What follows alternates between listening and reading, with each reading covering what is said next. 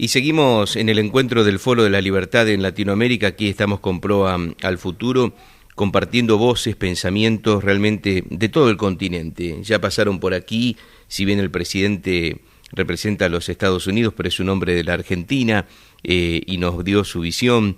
Ya hablamos con representantes de Chile y ahora vamos a conocer Ecuador, y en un momento muy particular que tiene Ecuador, luego de un proceso electoral donde hubo un recambio de presidente, pero de alguna manera con la misma ideología a continuar y con los mismos planes en materia económica y social que se viene llevando a cabo. Pero qué mejor que conocer la realidad de Colombia, que dialogar con el presidente de la Cámara de Comercio de Guayaquil, con Pablo Arrosemena, que está ya con nosotros aquí para dialogar en Proa al Futuro. Bienvenido, Pablo, y muchísimas gracias. Gracias por la oportunidad y un saludo muy cordial para todos los radioescuchas.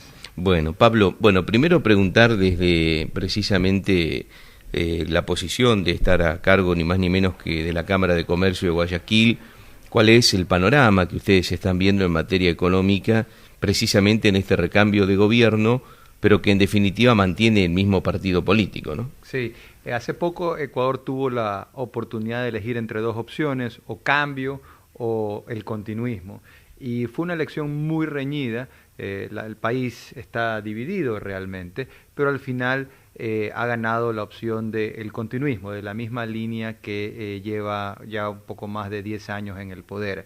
Ecuador es un país pequeño, lleno de oportunidades. Una de las mayores fortalezas es que su economía está dolarizada hace 17 años. Eso te da una estabilidad de la moneda, te da un horizonte temporal donde tú puedes proyectar negocios en el largo plazo.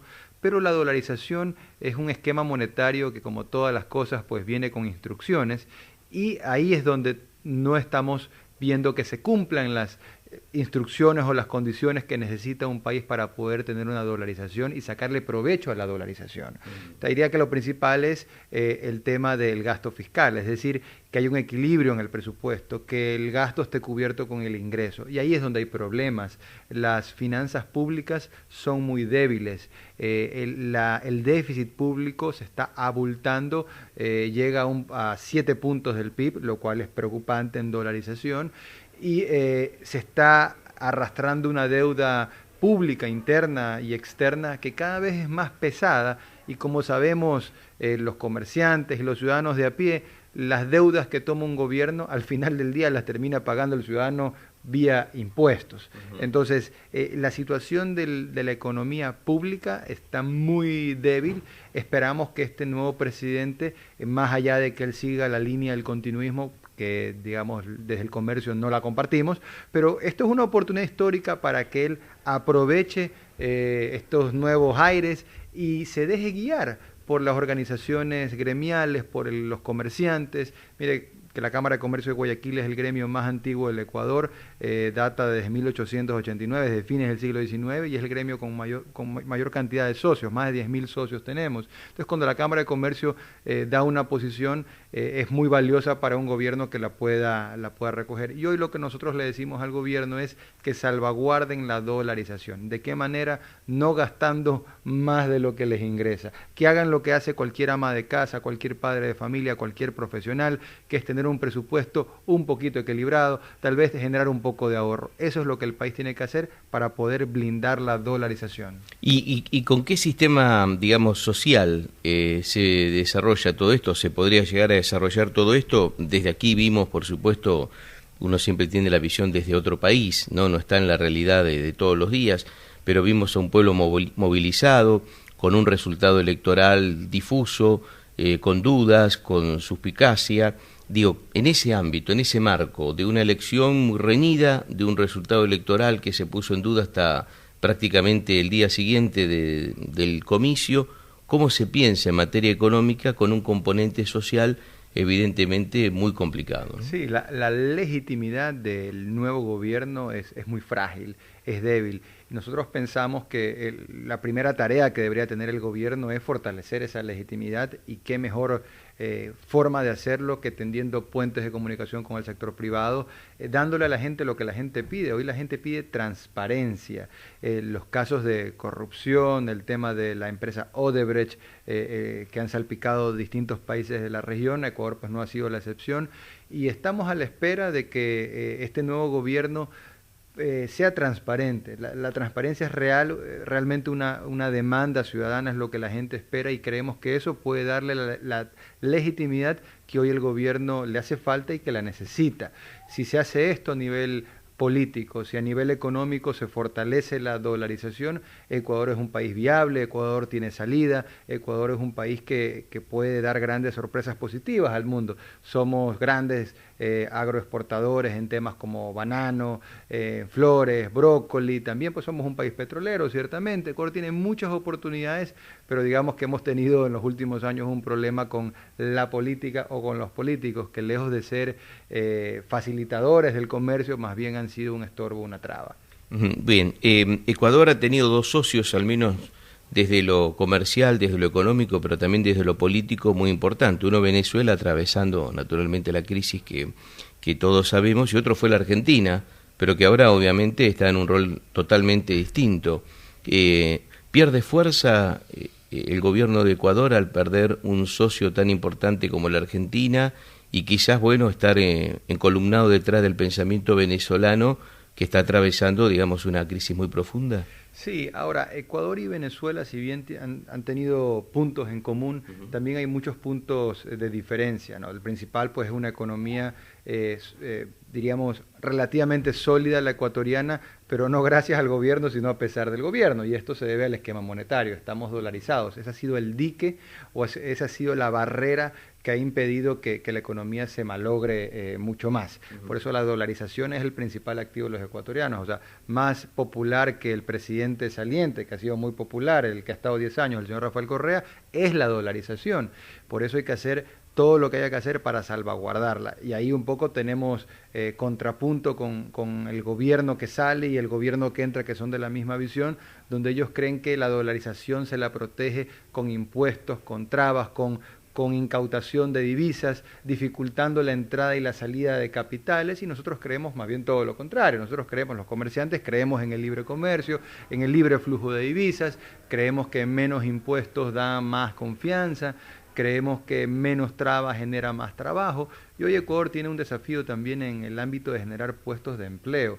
La economía ecuatoriana, cuando uno mira las cifras frías, la tasa de desempleo es alrededor del 5%, pareciera que no es un problema la tasa de desempleo, pero Ecuador es un país que tiene una economía altamente informal. Más de la mitad de la población económicamente activa está, digamos, en una economía sumergida, informal, con trabajos precarios, y eso es lo que hay que cambiar. Entonces, muchas veces el que está en el poder pues te hace el argumento que tienen una tasa de desempleo baja, pero es que el tema de fondo no es eso, el tema de fondo es el subempleo, y ahí hay un problema estructural en el Ecuador.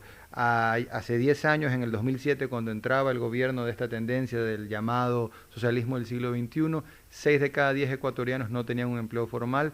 Después de 10 años de las vacas gordas, de la bonanza petrolera, ¿cómo están las cosas hoy? 6 de cada 10 ecuatorianos no tienen un empleo formal. Entonces, esos son los problemas estructurales que nosotros creemos se pueden resolver, pero con más libertad y con menos restricciones. ¿Y cómo se hace una política dolarizada con un gobierno que no comulga precisamente con los Estados Unidos? La variable ahí ha sido el petróleo. Cuando el petróleo está alto, los gobiernos, al menos en el caso ecuatoriano, se vuelven autistas, en el sentido de que no le dan mucha atención, no trabajan en equipo con el sector privado, no necesitan del sector privado, pero esa realidad cambió. Ya hoy el petróleo pues no es lo que era, no está en 1/3 del valor que llegó a tener Ecuador, y eso hace que, para bien o para mal, el sector público se tenga que voltear y mirar hacia el sector privado, mirar al campo, mirar a la industria, mirar al comercio, al turismo, a la construcción, y tenga que empezar a negociar, y eso lo vemos nosotros con buenos ojos. Digamos que el petróleo ha sido algo, ha dejado un sabor medio agridulce al Ecuador. Ecuador ha tenido dos veces nos hemos ganado la lotería petrolera ya por año 74, y ahora recientemente en el 2007, 2008, que coincidió con el ingreso de esta nueva tendencia al socialismo del siglo XXI en Ecuador. Pero una vez que bajó la marea del petróleo, ya se ve pues quién realmente estaba nadando desnudo y quién estaba bien vestido, y Ecuador andaba en soletas, ¿no? Hubo todo un boom artificial, una ficción, una ilusión de que la economía, los fundamentos de la economía estaban bien, pero realmente lo que había era simplemente un impulso del petróleo. Entonces, ahora que eso ya no está, lo que le queda al gobierno sería dialogar más con el sector privado, dejarse orientar, dejarse guiar. Al final, pues, en Ecuador, independientemente de si uno está en la industria, en el comercio, sector público o privado, todos queremos sacar adelante al país, ¿no? Cuando hinchamos por nuestro equipo de fútbol, por la selección, la tricolor, pues todos queremos que salga el país adelante. Lo mismo es con los negocios. Lo que pasa es que a veces los políticos se quedan atrapados en el tema de la ideología. Yo creo que ahí los gremios tenemos la oportunidad de traerlos a ellos a la realidad y un poco romper con esa... Con esta cosa que tienen ellos ideológica y hacerles ver el pragmatismo y que busquen soluciones, porque soluciones para sacar a Ecuador adelante las hay, y las hay muchas. ¿Cuál es el rol que están teniendo precisamente aquí en Buenos Aires en este encuentro, en este foro de la libertad en Latinoamérica? ¿Qué están exponiendo? Digamos, ¿qué realidad están compartiendo con el resto de los otros países? Mira, el día de mañana voy a tener la oportunidad de conversar 2 veces sobre el populismo, que lo conocemos bastante bien en el Ecuador, y dar un poco las perspectivas de cómo operó el populismo, cómo está operando el populismo en el Ecuador y qué antídotos se pueden encontrar en el camino. Y específicamente voy a contar de un caso, digamos un caso de éxito, ¿no? Que es el caso que sucedió en junio del 2015, cuando el gobierno, ahora saliente, pretendió elevar el impuesto a la herencia al nivel más alto del mundo. Actualmente el Ecuador tiene el impuesto a la herencia el 5º más alto del mundo, y lo pretendieron subir a una tasa marginal del 77%. Es decir, si tú heredas 100, pues 77 se lo iba a quedar el gobierno. Y el cálculo del gobierno era que la herencia no era algo que iba a molestar a la gente, porque ellos decían solamente el 2% de los ecuatorianos algún día tal vez quizás van a recibir una herencia. No contaban con que el 98% de los ecuatorianos tienen la legítima aspiración a dejar un legado, a conformar un patrimonio, que esto no es algo, que los sueños no es algo de los ricos, los sueños es algo de todo el mundo. Y ese caso de éxito es donde nosotros como gremio canalizamos el sentir de la gente, primero como comercio, y ya luego esto se desbordó y era un tema ciudadano, donde la gente salió a las calles, pero un poco el empuje inicial vino con una frase que nosotros rescatamos del vientre del comercio y que de alguna manera pues la viralizamos. Era una frase que decía: mi trabajo es para mis hijos. Ese era el sentir del comerciante, y esa frase tan poderosa, mi trabajo es para mis hijos, o sea, en vez de decir lo que siempre se había dicho, no más impuestos, estamos ahogados de impuestos, más bien fue en positivo. Oiga, señor gobierno, yo no trabajo para mantenerlos a ustedes, yo trabajo para mis hijos. Y eso se convirtió, como decíamos, en un clamor ciudadano que le dio la vuelta al Ecuador, de alguna manera le dio hasta la vuelta al mundo. La gente salió a las calles y, haciendo la historia larga muy corta, se archivó ese proyecto de ley, y es el único proyecto de ley que en una década de socialismo del siglo XXI, teniendo todos los poderes, porque son una ideología totalitaria, es el único caso donde el gobierno ha tenido que recular, ha tenido que irse para atrás y buscar una salida porque no pudieron avanzar con ese proyecto. Pablo, muchos comparaban la política en general, desde lo económico y desde lo social aquí en la Argentina en los últimos años, precisamente con Ecuador. Bueno, aquí hubo un cambio de gobierno, evidentemente la gente no estaba de acuerdo con ello. En Ecuador no ocurrió. ¿Y cómo imaginas el futuro de tu país precisamente con este nuevo gobierno y con, me imagino, si bien todavía no ha asumido, pero especulan los analistas que más o menos será de las mismas características? Yo creo que la causa de la libertad ganó algo mucho más importante que la presidencia. La causa de la libertad en Ecuador con estas elecciones se popularizó, porque el candidato, digamos, que enarbolaba la bandera del cambio, Guillermo Lasso, vamos a decir el Mauricio Macri ecuatoriano, para hacer algún tipo de referencia, si bien pues es polémico el tema de que aún con la mitad más uno se le llevaron la elección, lo cierto es que él hizo una campaña limpia, positiva, propositiva, y una campaña, digámoslo, liberal, con propuestas de liberalizar la economía.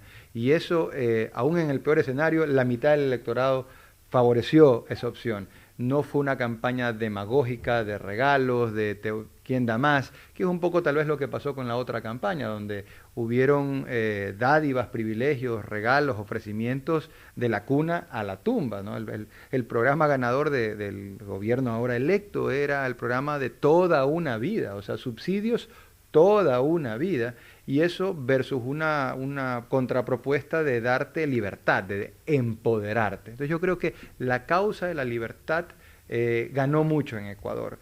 Ahora estas elecciones se las han llevado, pero esto es de largo plazo, esto es de largo aliento, y yo como ecuatoriano, como comerciante, como latinoamericano, veo con optimismo el futuro.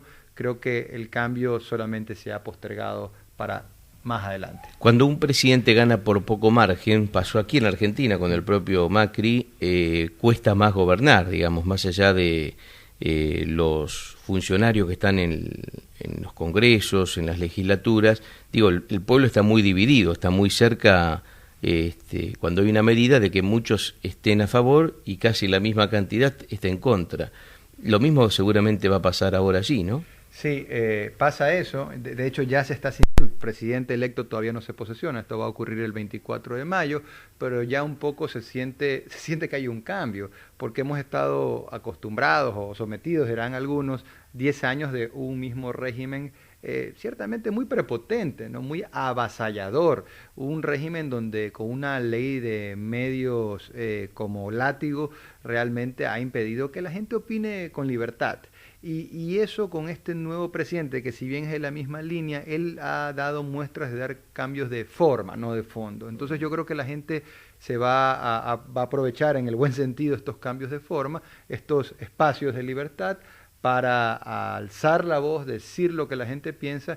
Y claro, esto de alguna manera va a poner al gobierno contra la pared, y el gobierno va a tener que hacer lo que todo gobierno democrático tendría que hacer, ¿no? Y es que si la oposición no existe, la tienes que crear. Hemos tenido 10 años de no existencia de oposición, ahora sí va a haber oposición a nivel de los partidos políticos, a nivel de una sociedad civil más activa, a nivel de gremios que estamos constantemente queriendo ser parte de la solución. Lo que queremos es que el gobierno deje de ser parte del problema. Pablo, muchas gracias por estos minutos. Gracias, muchas gracias.